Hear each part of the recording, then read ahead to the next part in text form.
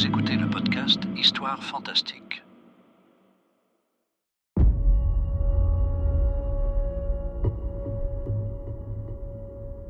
Chères auditrices, chers auditeurs, bienvenue dans une nouvelle production réalisée par Studios Kiko.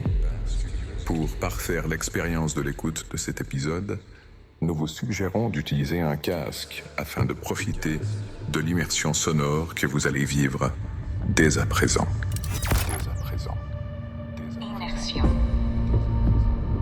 5, 4, 3, 2, 1. Vous écoutez Atlas, chapitre 4. Une histoire écrite et réalisée par Cyril Baïs.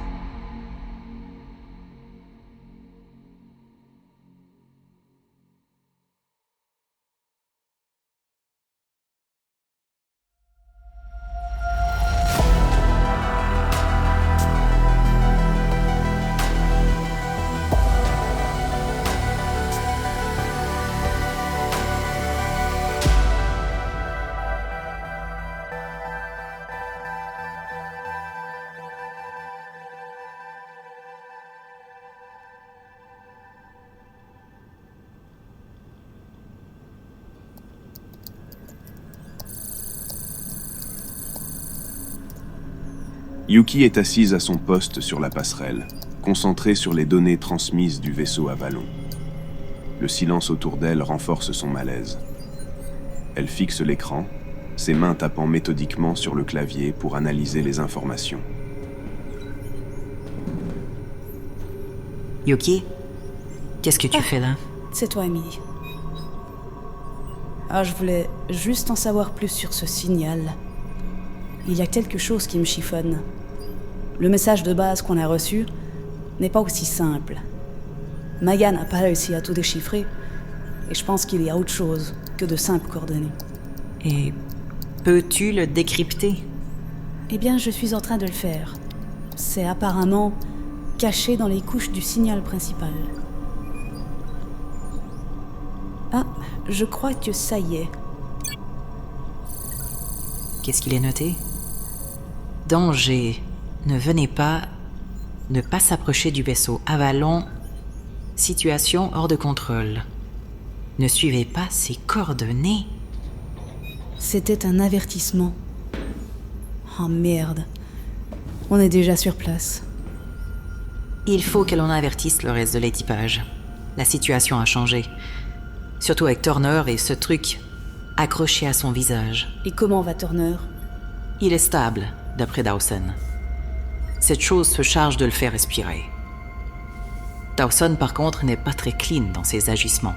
Oui, j'ai cru comprendre. Le coup de la porte du sas qu'il ouvre alors que la situation est critique et qu'il n'a pas demandé ton avis est très étrange. Il faudra que j'en parle à Harris, mais que l'on réunisse tout le monde suite à cette situation. Yuki, tu crois que tu arrives à récupérer les fichiers corrompus d'Avalon? Je ne suis pas sûre de tout pouvoir récupérer, mais avec un peu de chance, je pourrais peut-être trouver des pistes. Merci, Yuki. Préviens-moi dès qu'il y aura du nouveau sur les archives d'Avalon. Maya, fais réunir tout l'équipage au mess dans 1 heure. On doit faire le point sur toute cette situation. Compris, Emily. Je vais avertir le reste de l'équipage pour une réunion dans 1 heure.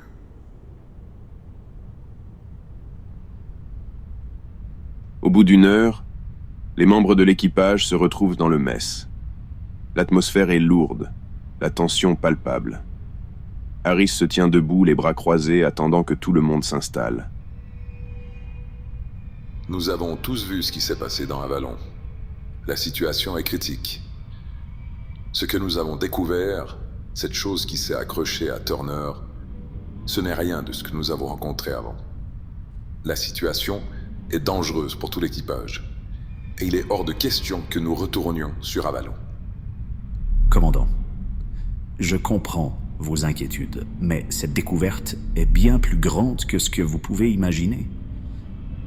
Ce spécimen est la première preuve de vie extraterrestre que l'humanité ait jamais rencontrée. Nous ne pouvons pas rater une opportunité pareille. Avalon pourrait contenir des informations et des recherches révolutionnaires. c'est bien plus qu'un simple vaisseau abandonné. Ce que nous avons entre les mains pourrait changer notre compréhension de l'univers.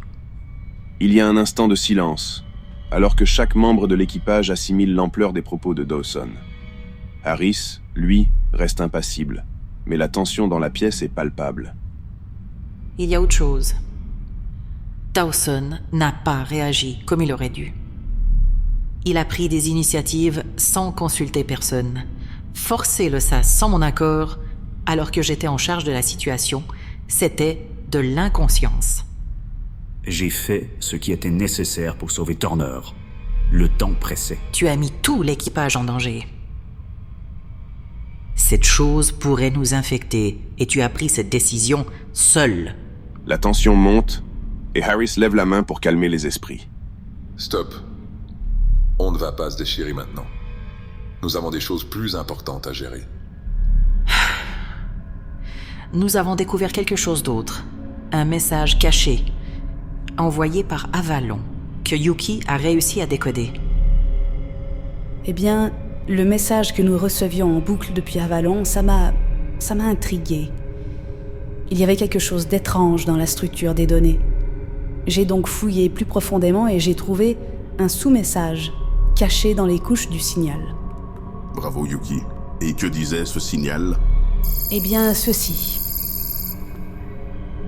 Danger, ne venez pas. Ne pas s'approcher du vaisseau Avalon. Ah.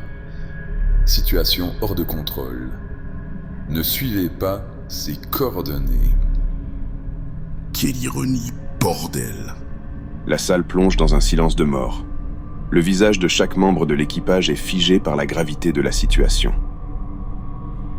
Mais qu'est-ce qu'on fout ici, bordel? Dawson, tu te rends compte de ce que tu as fait? Ce truc! Il détient la vie de Turner entre ses pattes, et toi, tu penses que c'est une opportunité?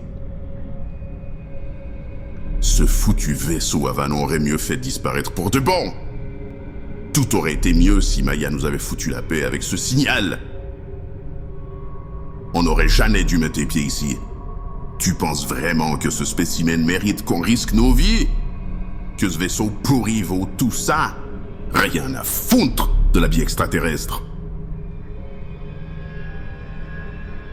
Larson, je te suggère de te calmer. Je comprends tout à fait ta frustration, mais cette découverte est un tournant pour l'humanité. Si nous devons sacrifier quelques vies pour avancer dans la connaissance, alors oui, cela en vaut peut-être le prix. Espèce de... Larson, on se calme. Wow. Calmez-vous, les gars. Sors d'ici et va te calmer, Larson. Larson hésite un instant, respirant bruyamment, puis finit par obéir, lançant un dernier regard meurtrier à Dawson avant de quitter la salle, ses pas résonnant dans le couloir.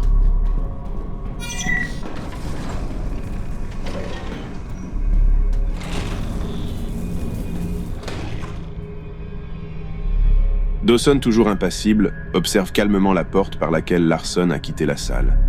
Les autres membres de l'équipage échangent des regards inquiets, tandis qu'Harris reprend sa place, visiblement agacé par la situation. Officier scientifique Dawson, veuillez vous rendre à la salle médicale. Il vient de se passer quelque chose. De quoi s'agit-il, Maya? William Turner, commandant. Il est en état de réveil.